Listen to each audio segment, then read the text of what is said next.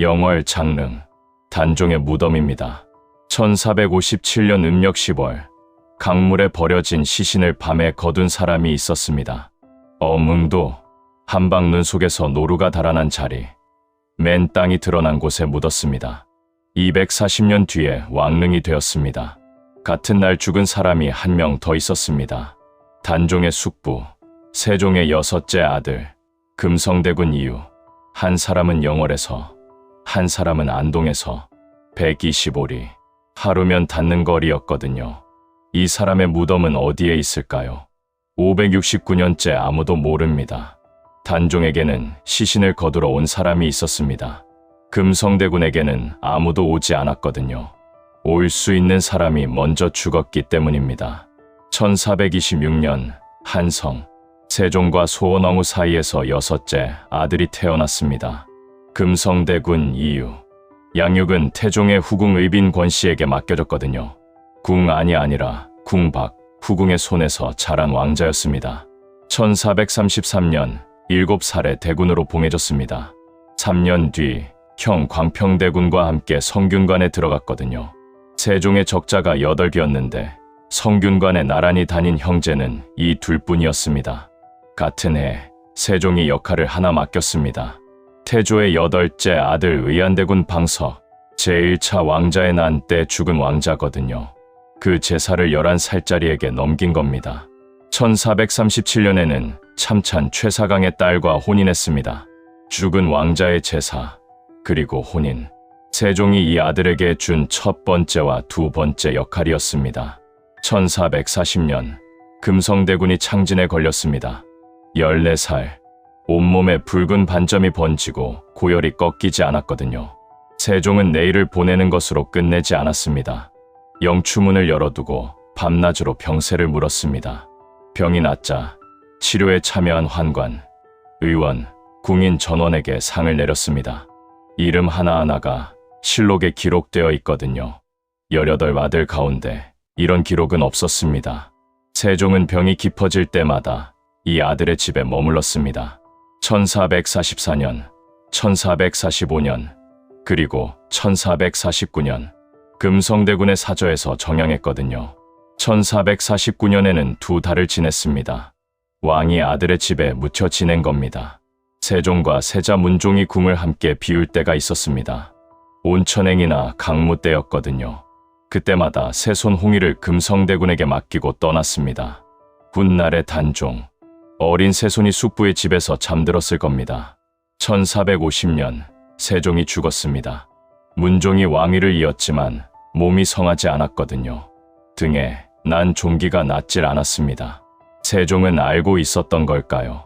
18아들 가운데 새손을 맡긴 사람이 금성대군이었다는 기록만 남아 있습니다. 1452년 문종이 재위 2년 만에 죽었습니다. 단종이 12살에 왕위에 올랐거든요. 경복궁, 근정전, 골룡포가 아이의 몸에 맞지 않았을 겁니다. 금성대군은 사정전으로 불려가 보필을 약속했습니다. 숙부이자 후견인이었습니다. 보필을 약속한 숙부가 있었고 고명 대신이 곁에 있었습니다. 그리고 세종의 둘째 아들 수양대군, 문종 생전부터 한명회 신숙주와 밤마다 만나고 있었거든요. 단종이 즉위하자 속도가 빨라졌습니다. 1453년 음력 10월 10일 밤, 수양대군이 김종서의 집을 직접 찾아갔습니다. 편전이 있다며 가까이 부른 뒤 철퇴로 머리를 내리쳤거든요. 마당에 피가 고였습니다. 그날 밤 대궐로 끌려온 사람이 셋이었습니다. 황보인, 이양, 조극관, 횃불 아래에서 3사람 모두 그 자리에서 죽었거든요. 세종이 남긴 울타리가 전부 사라지는데 하룻밤이면 충분했습니다. 이튿날 아침 수양대군이 영의정부사에 올랐습니다. 이조와 병조의 판서를 겸했거든요. 인사권과 병권, 전날 밤 피가 마르기도 전이었습니다. 안평대군이 강화도로 유배되었다가 교영에 처해졌습니다. 세종의 셋째 아들이거든요. 형이 동생의 목을 조른 겁니다. 금성대군, 반대한 사람이 형제들 가운데 거의 혼자였습니다. 수양대군은 이 동생을 경계했거든요. 1455년 모반 혐의를 씌워 상령에 유배시켰습니다. 얼마 뒤 경기도 광주로 옮겼습니다. 29이었습니다. 같은 해 수양대군이 단종의 왕위를 빼앗았습니다. 세조. 단종은 상왕이 되었지만 이름뿐이었거든요. 실권은 하나도 남겨두지 않았습니다. 금성대군이 보필하겠다고 약속했던 그 아이에게서 형이 왕위를 가져간 겁니다. 1456년 6월 사육신 사건, 성삼문, 박팽년, 하의지, 이계, 유성원, 유음부, 단종 보기를 꾀하다 발각되어 전원 처형당했습니다. 거열형이었거든요. 시신이 거리에 방치된 채 사흘이 지났습니다. 세조는 거기서 멈추지 않았습니다. 금성대군이 이 사건에 연루되었다는 이유로 유배지를 옮겼거든요. 경기도 광주에서 경상도 순흥으로, 서울에서 수백 리 떨어진 산골이었습니다. 위리 안치, 가시 울타리를 두르고 그 안에 가두는 형벌입니다. 세종의 6째 아들이 가시 울타리 안에 들어간 거거든요. 그리고 이곳에서 한 사람을 만났습니다. 순흥, 경상도 북쪽 소백산 자락의 도호부였습니다. 고려 후기부터 성리학의 뿌리가 깊었거든요. 안양이 중국에서 성리학을 들여와 이 고을에 뿌린 곳이라고 전해집니다. 순흥부사 이보흠, 지편전 출신이었습니다. 문종이 세자 시절부터 총애했던 인물이거든요. 세조 즉위 뒤 중앙에서 밀려나 외직으로 나간 사람이었습니다. 그런 사람이 부사로 있는 곳에 금성대군을 보낸 겁니다. 왜 하필 순흥이었을까요? 반대파 두 사람을 같은 곳에 가둔 겁니다. 거사가 무르익기를 기다렸다가 일망타진하려는 계략이었을 가능성이 제기되거든요. 한 명의 머리에서 나왔을 거라는 것이 정설입니다.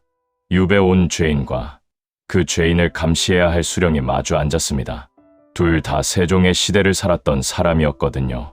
둘 다 수양대군의 찬탈을 지켜본 사람이었습니다. 이보음이 먼저 움직였습니다. 맹인 석경을 금성대군에게 보내며 말했거든요. 고려 때 왕자가 젊어서 승려가 되어 화를 면한 사람이 많았습니다. 출가하라는 뜻이었습니다. 거사보다 목숨을 보전하라는 경고였습니다. 금성대군이 대답했습니다. 실록에 그대로 남아있는 기록이거든요.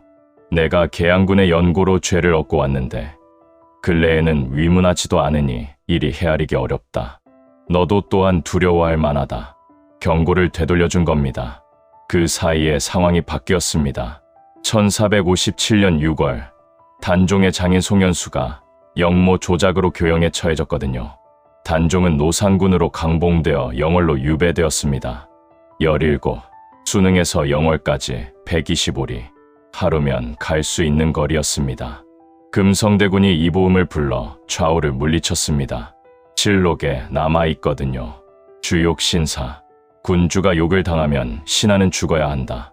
내가 어찌 앉아서 죽음을 기다리겠는가. 앉아서 죽느니 일어서서 죽겠다는 뜻이었습니다. 이때 나이 31, 세종의 아들로 태어나 왕의 집에서 자랐고 세손을 돌보았으며 형제가 형제를 죽이는 것을 2번 지켜본 사람이었습니다. 유배지에서 3년을 보낸 뒤 내린 결론이 거사였거든요. 금성대군은 순흥고을 사람들을 모으기 시작했습니다. 품관 안순손, 김유성, 안처강, 안효, 군사 황치, 신극장, 향리 김근, 안당, 김가, 품관부터 향리, 군사, 관노까지였거든요. 이름이 하나하나 실록에 남아있습니다. 왕자와 아전이 같은 맹세문에 서명한 겁니다. 조선 개국 이래 관민귀천이 함께 참여한 최초의 사례라는 평가가 있거든요. 신분이 다른 사람들이 한 곳에 모였습니다. 이보음도 끌어들였습니다. 금정자와 산호이병을 선물로 주었거든요. 이보음은 처음에 받지 않았습니다. 금성대군이 말했습니다. 마땅히 다른 날 주겠다. 거사 계획은 이랬습니다. 순흥의 군사 500여 명을 동원하여 영천을 먼저 친다. 호응하지 않으면 군법으로 처리한다. 즉시 안동으로 향한다. 안동에는 금성대군의 가동이 모여 살았거든요. 2천에서 3천의 병력을 얻을 수 있다고 판단했습니다. 풍기 군사를 중령으로, 문경 현감을 조령으로 보내 서울길을 끊는다. 그리고 영월에서 단종을 모셔와 순흥에 왕정을 세운다. 사육신의 복위 운동과는 성격이 달랐거든요. 조정안이 아니라 지방에서 일어난 무장봉기 계획이었습니다. 금성대군이 맹세문을 직접 지었습니다. 칠록에 원문이 남아있거든요. 간신히 정권을 마음대로 하고 종친을 유도하여 주상을 방출하고 사직을 전복하였으니 한마음으로 광구하되 만일 두 가지 마음을 가지면 천지의 신과 사직 종묘의 신이 날로 이에 감림할 것이다. 이보음과 정중재에게 함께 서명하도록 요구했습니다. 칼을 빼어 이보음을 위협했다고 실록은 기록하고 있거든요. 자발이었는지 강요였는지 서명한 순간 되돌릴 수 없었다는 것만은 분명했습니다. 경문을 작성했습니다. 삼남 전역의 본의 의사를 규합하는 것이 첫 단계였거든요. 이보음이 초고를 썼습니다. 거사의 성패가 이 종이 한 장에 달려 있었습니다. 그날 밤 금성대군이 잠들었습니다. 수능의 관노 급창이 방 안으로 들어왔거든요. 금성대군의 시녀 김연과 내통하고 있던 자였습니다. 급창은 경문을 품에 넣고 빠져나갔습니다. 그리고 한양을 향해 달렸습니다. 다음 날 아침 경문이 없었습니다. 금성대군은 이보음에게 급히 알렸거든요. 이보음은 이웃 기천영감 김효읍에게 연락했습니다. 평소 아끼던 사이였습니다. 김효읍은 말을 갈아타며 급창을 추격했고 경문을 빼앗았습니다. 김효읍이 경문을 펼쳤습니다. 단종 복위의 영모였거든요. 이보음의 은혜를 저버리고 그 길로 한양에 올라가 조정에 고변했습니다. 거사의 성패가 달려있던 종이 한 장이 거사를 끝낸 종이 한 장이 된 겁니다. 금성대군은 안동도 오부의 감옥으로 이송되었습니다. 이보음은 현지에서 국문을 받은 뒤 한양으로 압송되었거든요. 서명했던 사람들이 하나씩 잡혀 들어갔습니다. 그리고 수능에 군대가 들어왔습니다. 세조가 보낸 관군이 수능을 덮쳤습니다. 1차로 안동 관군, 2차로 한양에서 철기군이 내려왔거든요. 민가가 소탕되었고 관아가 불탔습니다. 65가구가 죽임을 당했다고 대평서당기가 전합니다. 죽게천에 핏물이 흘렀습니다. 물길을 따라 영천의 제밀루까지 흘러내렸다고 전해지거든요. 8월 2일 수능도 호부 혁파, 고을 자체가 지도에서 지워졌습니다. 풍기로, 영천으로, 봉화로 하나였던 고을이 셋으로 찢겨 나갔습니다. 핏물이 멈춘 자리에 마을이 하나 남았거든요. 피끝마을, 피가 멈춘 마을이라는 뜻입니다. 569년이 지난 지금까지 이 이름은 바뀌지 않았습니다. 수능이 사라졌다는 것은 무엇을 뜻할까요? 금성대군의 곁에 있었던 사람들, 시신을 거둘 수 있었을 사람들이 전부 죽었거나 흩어졌다는 뜻이었거든요. 마을이 사라졌으니 사람도 사라진 겁니다. 10월 9일 의금부가 조율장을 올렸습니다. 안순손, 황칠, 김유성, 안처강, 안효, 신극장, 처참, 이보음과 김근은 장 100대의 유 3천리, 이름, 형벌, 끝. 칠록의 기록은 건조했습니다. 10월 15일부터 상소가 올라오기 시작했습니다. 대간, 대신, 종친, 금성대군을 죽이라는 상소였거든요. 세조가 답했습니다. 헤아리는 중이다. 다음 날에도 같은 상소가 올라왔습니다. 답도 같았습니다. 1457년 음력 10월 21일 세조실록의 기사입니다. 대간 등이 노상군과 금성대군의 처벌을 청하였으나 허락치 않다. 같은 날의 다음 기사, 노상군이 자살하자 예로서 장사 지내다. 같은 날이었습니다. 금성대군은 안동에서 사약을 받았거든요. 민담이 전합니다. 금부도사가 전패를 배설하고 말했습니다. 전패를 향하여 사배한 후 어명을 받으라. 금성대군이 대답했다고 전해집니다. 우리 임금은 영월에 계신다. 한양이 아니라 영월을 향해 절을 했거든요. 그리고 사약을 들었습니다. 아무도 말이 없었습니다. 32살이었습니다. 세종의 6째 아들이 세종의 2째 아들에게 사약을 받은 겁니다. 같은 날 125리 떨어진 영월에서 단종이 죽었거든요. 실록은 노상군이 스스로 목매어 졸하였다라고 기록하고 있지만 사사되었다는 것이 통설입니다. 숙부와 조카가 같은 날 죽었습니다. 125리를 좁히지 못한 채였습니다. 단종에게는 어몽도가 왔습니다. 시신을 거두는 자는 삼족을 멸한다. 이 경고가 내려져 있었거든요. 어몽도는 밤에 움직여 시신을 수습했습니다. 자비로 관을 마련하고 동을지산에 묻었습니다. 그 자리가 훗날 장릉이 된 겁니다. 금성대군에게는 아무도 오지 않았습니다. 영월의 어몽도는 혼자 움직일 수 있었거든요. 고을이 그대로 있었고 관리들이 외면한 가운데 한 사람이 용기를 낸 것이었습니다. 수능은 달랐습니다. 품관이 처형되었습니다. 갱리가 처형되었거든요. 군사도 처형되었습니다. 마을 사람들이 참살되었습니다. 살아남은 사람들은 노비가 되어 흩어졌습니다. 어몽도가 없었던 것이 아닙니다. 어몽도가 될 수 있었던 사람들이 먼저 죽은 겁니다. 금성대군의 시신은 수습되지 못했습니다. 569년이 지난 지금도 묻힌 곳을 아는 사람이 없거든요. 세종의 아들 18명 가운데 시신의 행방을 모르는 사람은 이 사람뿐입니다. 사사된 뒤 후손들의 이름이 종칠록과 유부록에서 삭제되었습니다.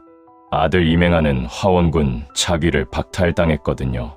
부인 전주 최씨는 노비가 되었습니다. 가문 전체가 공식적으로 존재하지 않게 된 겁니다.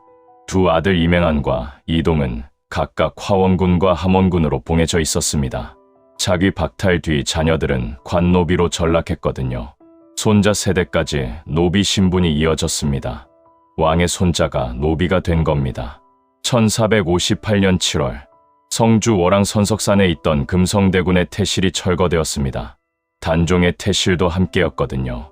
태어난 흔적까지 지운 겁니다. 226년이 지났습니다. 1683년 숙종 9년 단종이 복이 되기 15년 전에 먼저 수능도 오부가 복설되었거든요. 풍기, 영천, 봉화로 찢겨 나갔던 고을이 다시 하나의 이름을 되찾은 겁니다. 수능에는 은행나무 한 그루가 있었습니다. 금성대군이 머물던 유배지 가까이에 서 있던 나무였거든요. 정축지변 때 관군이 불을 질렀다고 전합니다. 타다 남은 그루터기만 200여 년을 버텼습니다. 수능이 복설되던 해, 이 나무에서 새 가지가 나고 잎이 퍼졌다고 전해집니다. 앞각수, 오리발 모양의 잎을 가진 나무라는 뜻이거든요. 지금도 금성단 서쪽에 서 있습니다. 수령 1100년 이상, 높이 30m, 경상북도 보호수 제46호. 마을이 사라지고 사람이 사라지고 무덤도 남지 않았는데 이 나무는 살아남았거든요. 569년을 버텼습니다. 1698년, 숙종 24년, 단종이 복이 되었습니다. 노상군에서 다시 왕으로 돌아왔거든요. 영월의 묘는 장릉으로 추봉되었습니다. 금성대군도 같은 시기에 관작이 복구되었습니다. 죽은 지 241년 만이었습니다. 1711년 수능부사 이명희가 왕의 윤허를 얻어 제단을 설치했습니다. 금성대군이 사사된 곳으로 추정되는 자리였거든요. 무덤을 찾던 주민들이 그 자리에서 혈흔이 묻은 돌을 발견했다고 전합니다. 묻을 수 없었으니 돌 위에 단을 쌓았습니다. 금성단, 금성대군과 이보흠, 그리고 이름 없이 죽은 수능의 충의열사들이 함께 모셔져 있거든요. 거사에 참여했던 사람들, 참살당했던 사람들, 노비가 되어 흩어졌던 사람들이었습니다. 이름이 남은 사람도 남지 않은 사람도 같은 단 안에 있습니다. 1741년, 영조 17년, 경상감사 심성희가 나라에 주청하여 국비로 사후를 세웠습니다. 수능부에서 제사를 주관하게 했거든요. 이보음은 이조판서로 증직되었고 시호 충장을 받았습니다. 금성대군에게는 정민이라는 시호가 내려졌습니다. 정조 때 장릉의 충신단이 신설되었습니다. 금성대군과 화이군의 위패가 배식되었거든요. 정조가 말했습니다. 그와 같은 저리가 종실에서 나왔다는 것이 더욱 특이하고 장하다. 이보음 등 32명도 직접 선정하여 배식토록 한 겁니다. 최재공이 정조에게 아뢰었습니다. 대군은 수능에서 화를 입었기에 그 북은 고을에서는 평생 세상을 등지고 북문을 막고 영월을 향하여 동문만 이용하며 원안과 절의를 지키는 사람들이 많았습니다. 300년이 넘도록 북문을 닫고 살았거든요. 금성대군이 죽은 뒤 수능 사람들은 한양 쪽으로 난 문을 열지 않았습니다. 단종이 있는 영월 쪽으로만 다녔거든요. 기록이 아니라 생활로 저리를 증명한 겁니다. 1519년 금성대군의 증손 이의가 대궐 문 앞에 집자리를 깔았습니다. 3개월이었거든요. 골문 앞에서 금성대군의 억울함을 큰 소리로 외쳤습니다. 모제 김한국이 중종에게 아뢰었습니다. 금성대군은 왕조에 가까운 친척이요. 사죄하지 않아 그 자손들이 아직 죄목에 묶여 있으니 불가합니다. 중종은 노비에서 해방시켰습니다. 금성대군파는 지금도 전주 이씨 문중에서 이어지고 있습니다. 진천군 초평면에 청당사라는 사당이 있거든요. 금성대군의 위패를 모신 곳입니다. 매년 음력 10월 21일 사약을 받은 날에 봉사손들이 제사를 지냅니다. 영주시 순흥면 내중리 금성단. 매년 봄과 가을에 제향이 열리거든요. 영주시에서 주관합니다. 앞각수는 여전히 서 있습니다. 같은 날 죽었는데 왜 한 사람에게만 무덤이 있는가? 단종의 죽음은 영월이라는 고을 안에서 일어난 일이었거든요. 고을은 그대로 있었고 어몽도라는 한 사람이 남아 있었습니다. 금성대군의 죽음은 달랐습니다. 순흥이라는 고을 전체를 데리고 간 일이었거든요. 마을이 사라졌으니 시신을 거둘 사람도 사라진 겁니다. 금성단은 무덤이 아닙니다. 시신이 없었으니 무덤을 만들 수 없었거든요. 묻지 못했으니 단을 세운 겁니다. 단 위에 위패가 있고 위패 아래에는 혈흔이 묻은 돌이 있다고 전합니다. 569년 전에 흘린 피만이 남아있거든요. 단종의 장릉에는 봉분이 있고 성물이 있고 난간석이 있습니다. 세계유산입니다. 금성대군의 금성단에는 봉분도 성물도 없습니다. 569년 동안 이 사람이 어디에 묻혀 있는지 아무도 모릅니다. 세종의 아들로 태어나 세손을 돌보고 순흥에서 사람을 모으고 경문을 쓰고 맹세문에 서명했거든요. 고변, 초토화, 사약, 그리고 그 뒤에 남은 것이 569년째 이어지는 부재였습니다. 순흥 사람들은 300년 동안 북문을 닫았습니다. 후손은 3개월 동안 골문 앞에서 울부짖었습니다. 불에 탄 나무는 다시 살아났습니다. 무덤은 없지만 단이 있고 시신은 없지만 위패가 있거든요. 묻지 못했으니 대신 모신 겁니다. 오늘 영상이 유익하셨다면 구독과 좋아요를 남겨주세요. 감사합니다.